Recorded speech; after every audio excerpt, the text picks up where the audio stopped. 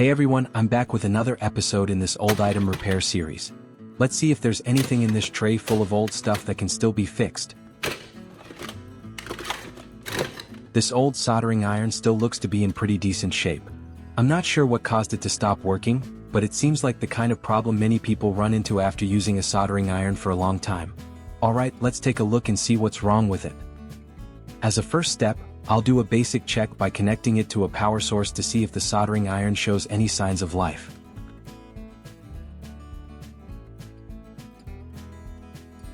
And here's an important thing to keep in mind. You shouldn't leave the soldering iron with the tip pointing down like this. Instead, you can use a binder clip to prop up the front end of the soldering iron. That way, the tip stays elevated and doesn't press directly against the surface below.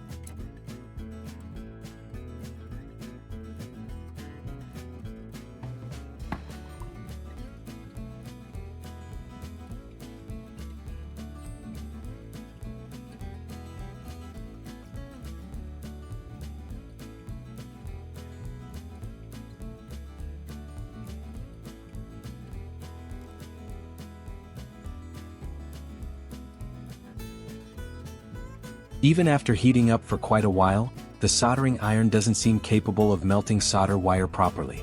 It only manages to melt a small amount before losing heat again, making it ineffective for normal use.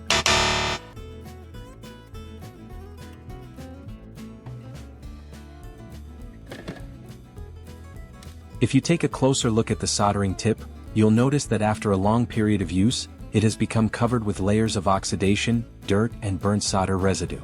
These deposits significantly reduce the tip's ability to transfer heat efficiently, preventing heat from concentrating where it's needed.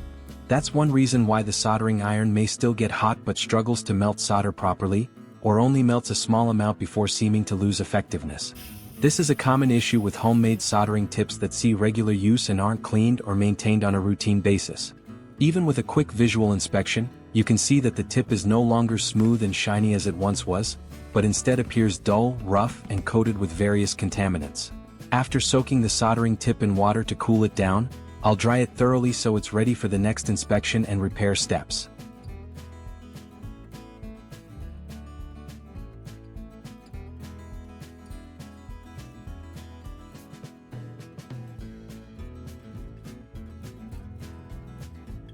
Next, I'll be using a plastic container. It will serve as a reservoir for the electrolyte solution, while the lid can be drilled to install additional connector pieces, making it easier and more secure to connect everything to the power source. I'll mark the 2 drilling points on the lid first, making the assembly process easier and more accurate later on.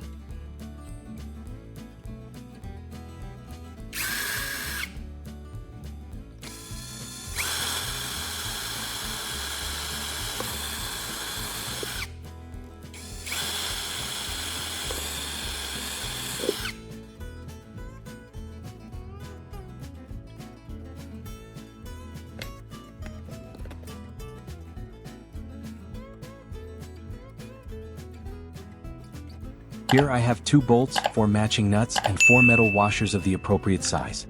These parts will be used to securely mount and assemble the smaller components onto the plastic lid.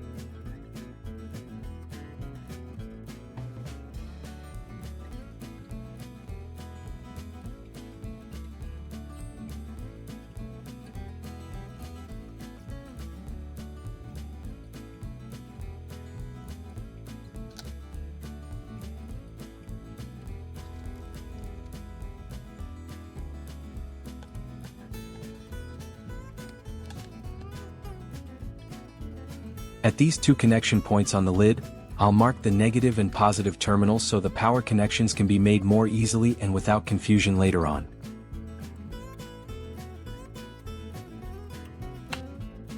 This soldering tip will be connected to the positive terminal of the power supply through a wire.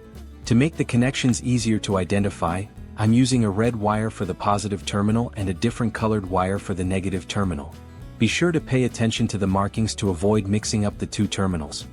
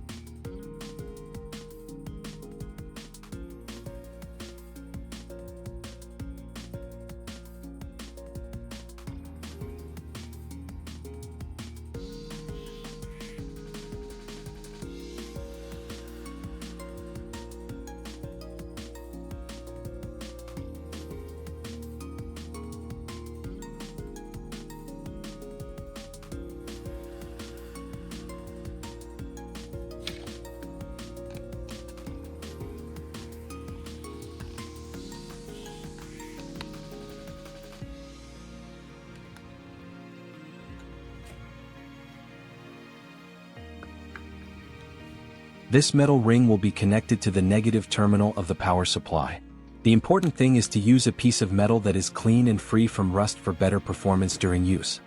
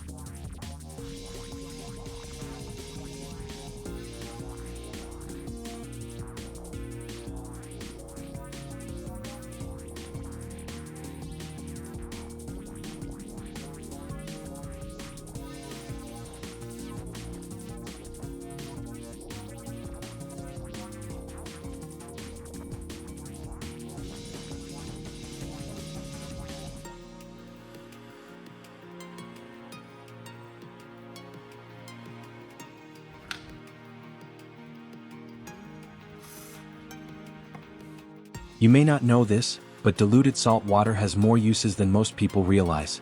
During electrolysis, the salt water solution acts as an electrolyte, allowing electric current to flow more easily between the electrodes. This helps the electrolysis process run more efficiently and promotes reactions on the metal surfaces. That's why diluted salt water is commonly used in simple experiments and metal restoration projects that rely on electrolysis. With just a few easy-to-find ingredients, you can create a solution that helps the electrolysis process operate more smoothly and effectively.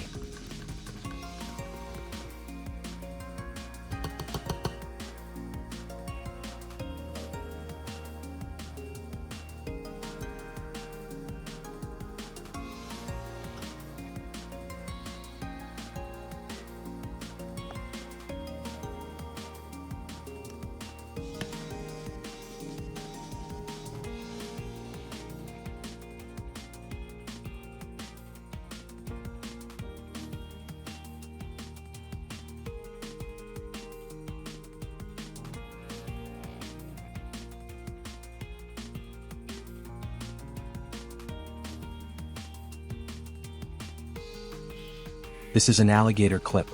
When it comes to connecting the power supply to the container sitting on the table, it's a simple but essential component that makes the setup much easier and more convenient.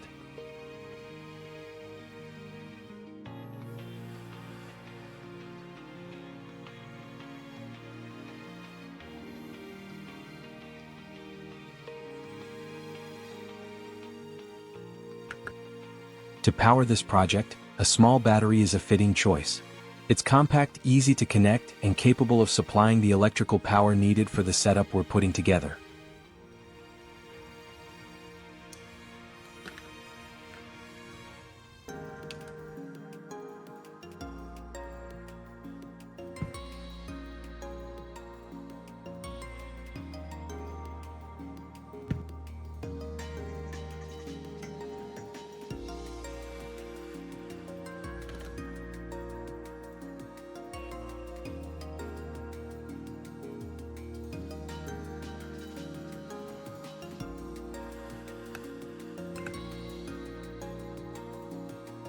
The wiring and assembly are now complete. Let's take a look at the reaction and see what's happening. As the process continues, you can observe and check the results along the way. Once the desired improvement is achieved, the process can be stopped. If the result is not yet satisfactory, the electrolysis can continue for a while longer.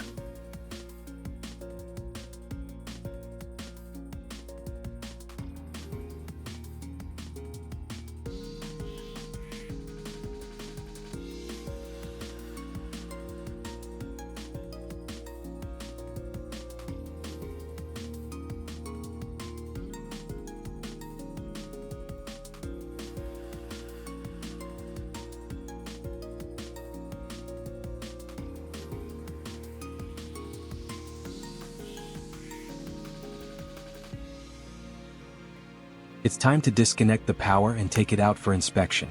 One noticeable change is that the diluted salt solution inside has shifted from its original pale appearance to a cloudy blue color. This indicates that changes have been taking place within the solution throughout the electrolysis process. Take a look at this. There really is a noticeable difference. The surface of the soldering tip appears much cleaner than before, and once it's dried off, its original copper color becomes much more visible. This shows that a significant amount of the buildup on the surface has been removed compared to its original condition.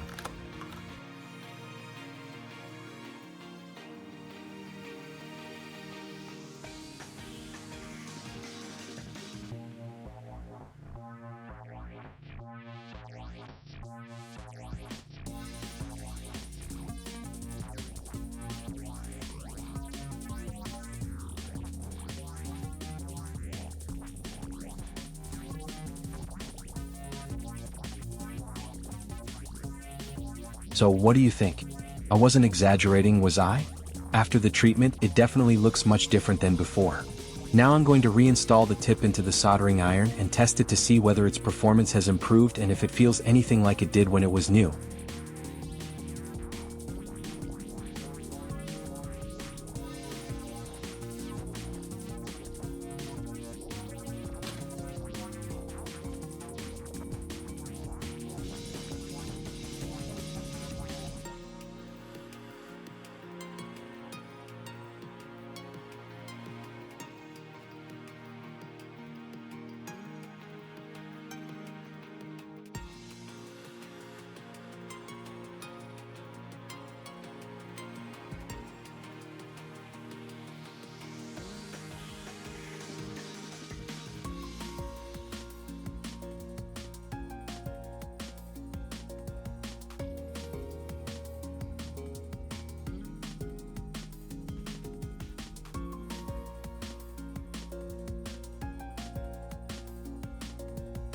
So, after all the inspection, disassembly, cleaning, and electrolysis treatment, this old soldering iron tip has finally undergone a significant transformation. From a tip covered in oxidation, operating inefficiently and almost unable to melt solder wire properly, its surface is now much cleaner and its heat transfer capabilities have improved considerably. Interestingly, this entire process didn't require expensive equipment or complex tools. With just a few simple materials like a plastic box, electrical wire, diluted salt water, and a suitable power source, we were able to create a small electrolysis system to restore the soldering iron tip surface. This is precisely what makes projects involving repairing and reusing old items so enjoyable. Sometimes, a malfunctioning item isn't necessarily completely broken. Over time, dirt, oxidation, and environmental factors can significantly reduce its performance. With a little observation, investigation of the cause, and a few appropriate treatments, we can get it working properly again instead of rushing to replace it. Hopefully, this video has given you a useful idea for dealing with old soldering tips that are experiencing similar problems. If you found the video interesting, don't forget to leave your comments. Thank you for watching until the end. I will return with other old items in this familiar tray, and who knows, next time we might have another surprising revival. See you in the next video.